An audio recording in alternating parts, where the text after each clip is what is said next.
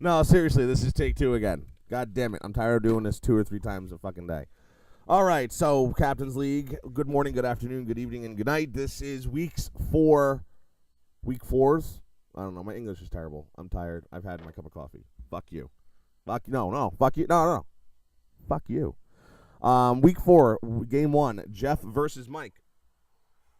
That's cold. So Jeff scored 108.72, and Mike scored 98.33. That 98.3 was actually the lowest score of the week, and the only guy to not score 100 points. Reggie Wayne for Jeff got him 17.67 points. Des Bryant got him 17.4 points. Those are the 8th and 9th best receiver scores of the week, respectively. Marshawn Lynch got him 16.8 points, and that's the 9th best running back score of the week. 6 of Jeff's 10 starters outscored their projections. Jeff versus the league every week this season, 14-22.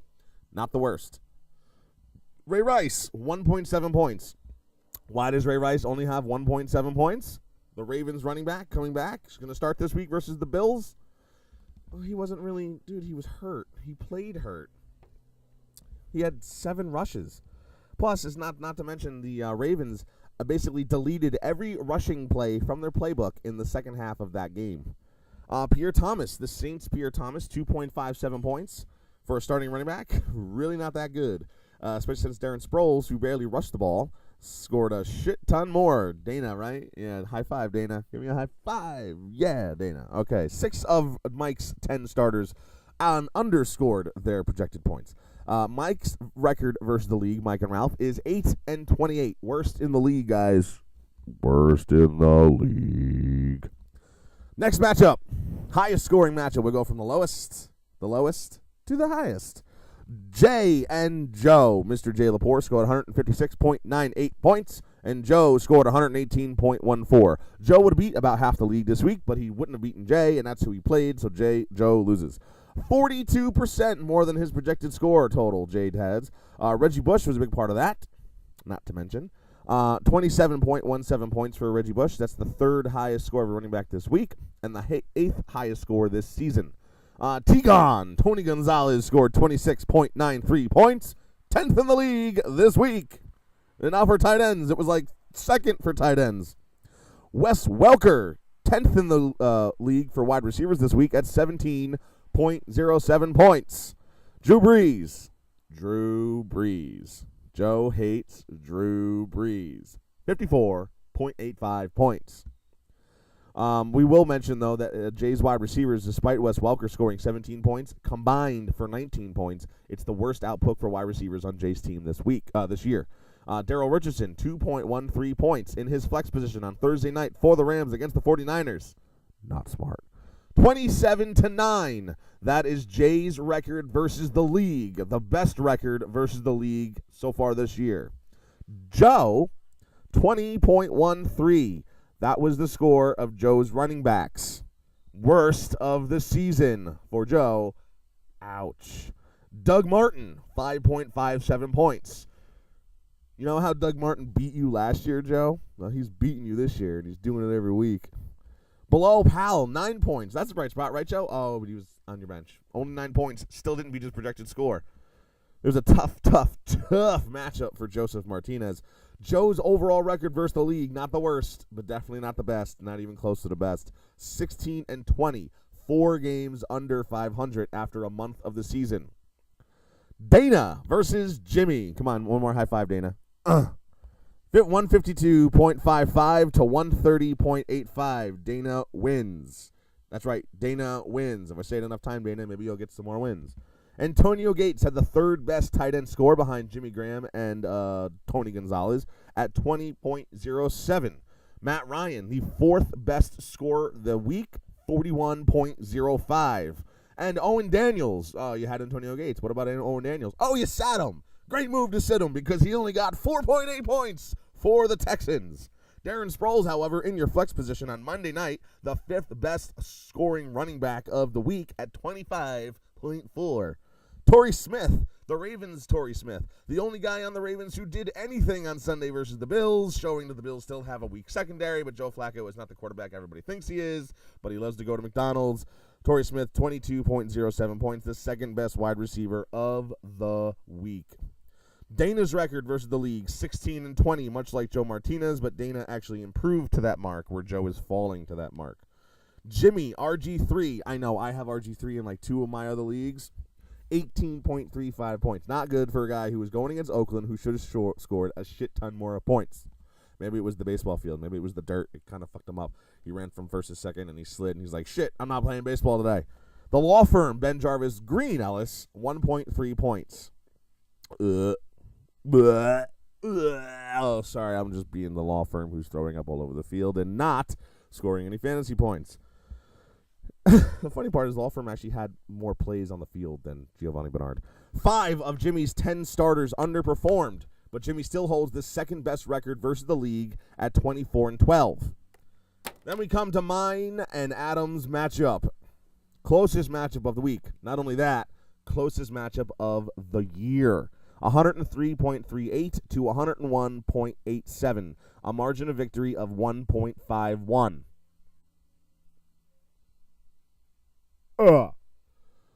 Manning, Peyton the Manning, 45.35 points, is going to win Adam at least 7 games all on his own this year. I think Adam has stamped himself into the playoffs. Unfortunately, the rest of his team doesn't do so well. His kicker was his next best scorer at 14. The Texans' defense, 12. Anquan Bolden, 12. Only 4 of Adam's 10 starters outperformed their projections. His overall record versus the league, 19-17. So is my overall record versus the league because I had the second lowest score of the week this week. Stephen Ridley and Bill Belichick combined for 7.03 points. Starting fucking running back, gets the most carries, gets good average yards per carry. Just start using them, dude. You won't be in these weird positions where you gotta, like, win the game when you're up by 2 touchdowns in the end of the game. Fuck. Bernard Pierce. Seemed like a good idea at the time, even with an injured Ray Rice. But he got a quad injury that came reported out yesterday. He only managed 0.83 points. I guess that is kind of why the Ravens basically deleted every rushing play in their playbook in the second half. It's tough watching that game. The Bears defense, they had a bunch of turnovers. They almost scored a defensive touchdown, but they allowed 40 points to the Lions. Actually, they allowed 34. Another one of those touchdowns was an interception returned by the Lions themselves. But they scored 4 points, the Bears defense, the worst output for them this year. Deshaun Jackson only got me 2.27 points, and Andy Dalton can suck my balls. 19-17, that's my overall record against the league.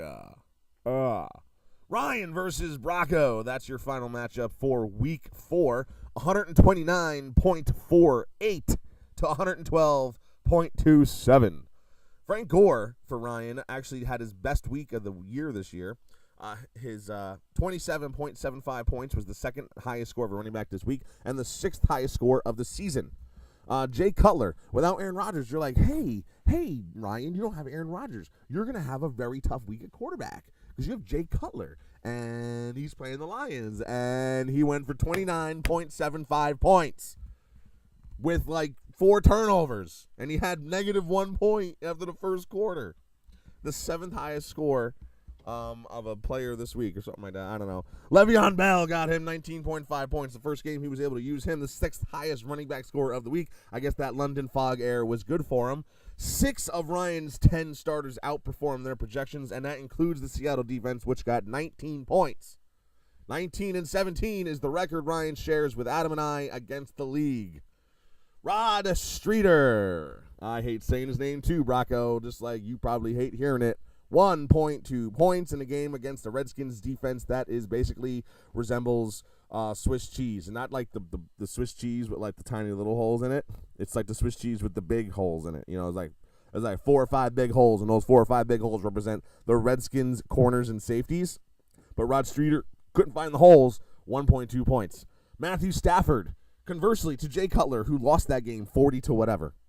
40 points scored by the Lions, right? So you're like, oh, Matthew Stafford must have had a shit ton of points. Done a great game. Who has Matthew Stafford? Bracco has Matthew Stafford. Oh, my God, he scored 20.9 points. For a game that scored 40 points, Matthew Stafford scored or threw one touchdown. One. Didn't even throw for over 300 yards. What a shitty performance by a winning quarterback.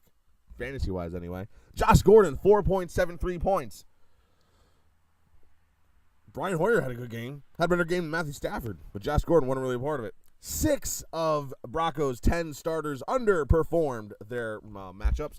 18-18 is Broncos' record. So where does that leave us? That leaves us going into Week 5. 1 month of the season has been completed. Jay and Jimmy are on top of the standings at 3-1. Jay has outscored him, though, and is ranked number 1. So let's go to our Week 5 matchups. Myself versus Jeff. I have Adrian Peterson on a bye. I don't know what his bye situation is like, but we're both supposed to score pretty low right now. I don't even have a kicker in yet because I have my kicker on a bye. So we'll see what happens with both of us being 2-2. I'm ranked 5th. He's ranked 8th. Brocco versus Michael, the Mike Bowl, the only rivals playing this week, I believe. If I look at it real quick, they will play Week 10 again. The Mike Bowl. Brocco is 2-2, ranked 6th, and Michael is 1-3, ranked 10th. And right now, Brocco is scheduled to beat him 111-108. Again, I don't know anyone's bye situations going into this week yet. Ryan versus Joe. I'm sorry, Jimmy versus Joe. Jimmy is 3-1, ranked 2nd, and Joe is 1-3, ranked 9th. This has got to be a bye week situation going on in there because Joe's scheduled to win 80-71. So obviously somebody's not on someone's roster yet.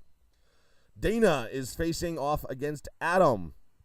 2 up-and-coming young squads. Dana, 2-2, ranked 7th right now, is scheduled to beat Adam, who's 2-2, ranked 3rd.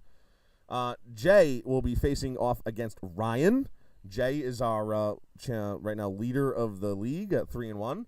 And then Ryan is 2-2, ranked 4th at 105. So we have some great matchups coming up. We might earn some separation a little bit here. This is getting super duper duper duper duper exciting. And I'm getting a little crazy, and maybe it's because of my second cup of coffee. Still cold. All right, guys, take care. Brush your hair. I kept this shit under 13 minutes this week. Peace.